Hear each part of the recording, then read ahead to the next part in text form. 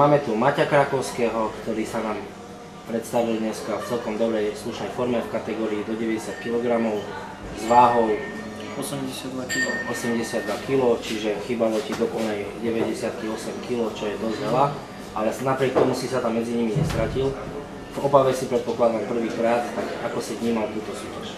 Prvýkrát som tu, no a druhýkrát pri mužov na súťaži, v tej som súťažil len juniorka, pretože mám 23 rokov.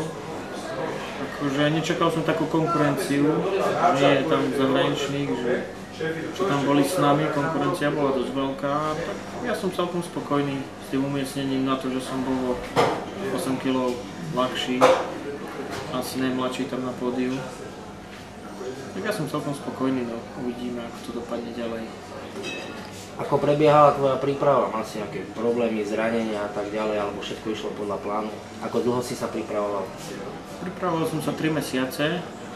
Ešte som mal, v príprave som mal zlomenú ruku, trieštevú zlomeninu, tak tam som vynehal tréning na 3 týždne. Ale sádru som si dal sám dole, tak to som začal trénovať potom sám. Som ho strihol a trénoval som potom. A nič, no čo, na ráno som išiel 20 minút bicykla až do hodiny. Maximálne. No a čo, klasika, rýža. Ja robím dietu nie na kuracine, ako som robil, ale teraz už ako som pri mužoch druhý rok, tak na tú nejakú robím prípravu. No to je asi všetko. 3 mesiace začínam pred súťažou. Dobre, takže toto bude tvoja druhá súťažná sezóna medzi mužmi, prešiel si z tej juniorskej kategórie. Aké máš plány? Plány, no. Tak látku si treba dať vždy vyššie. Plán je stále naberať viacej svaloviny, ale akože držať aj estetiku, nie byť len hora svalov, ale tak treba držať estetiku, akože mám dosť úzky pás, tak treba hlavne spraviť nohy a spodok chrbta, akože ale všetko. 82 kg mám, ja neviem, teraz na Slovensku koľko stiahnem, či budem mať do 80 alebo budem mať nad 80, neviem, ako to dopadne, uvidíme, keď ešte odvodním a ešte nahodím nejakú aerobnú aktivitu, čo za týždeň sa dá spraviť, 2 kg to není moc, tak to stiahnem a budem mať 180 kg. Mňa by zaujímalo, tvoj brat zvíťazil na jar na majstrovstvách Slovenska v kategórii 80 kg.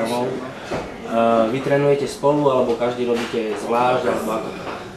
S bratom som cvičil, pokým som bol junior, akože vtedy nám ešte vychádzali tréningy spolu, ale teraz už akože som druhý rok u mužov, tak už na mne vychádzajú tréningy spolu, ja mám inú robotu, on má inú robotu, on chodí skôr trénovať, ja chodím neskôr. Tak teraz už len raz za čas si zatrénujeme spolu, ale väčšinou už nie, no. On vyhral do 80-ky teraz, tak uvidíme, ako ja dopadnem. Tak všetko. Takže predpokladám, že brat je tak trošku aj tvoj vzor, keďže je už majster Slovenska medzi mužmi. No. Chcel by si na budúci rok zopakovať jeho úspech? Jeho úspech isto, jasné. Chcel by som zopakovať takýto úspech, neviem či v 80-ke alebo vo vyššej kategórii, uvidíme. Sa zmestím do 80-ky, ale tak dosiahol dosť. Bol tretíkrát u mužov a vyhral 80-ku. Takisto by som chcel zopakovať jeho výjsť v jeho šlapajách. Po prípade niečo viac? Po prípade niečo viac, niekde, ak sa podarí na budúci rok zanominovať a dostať sa do divonka.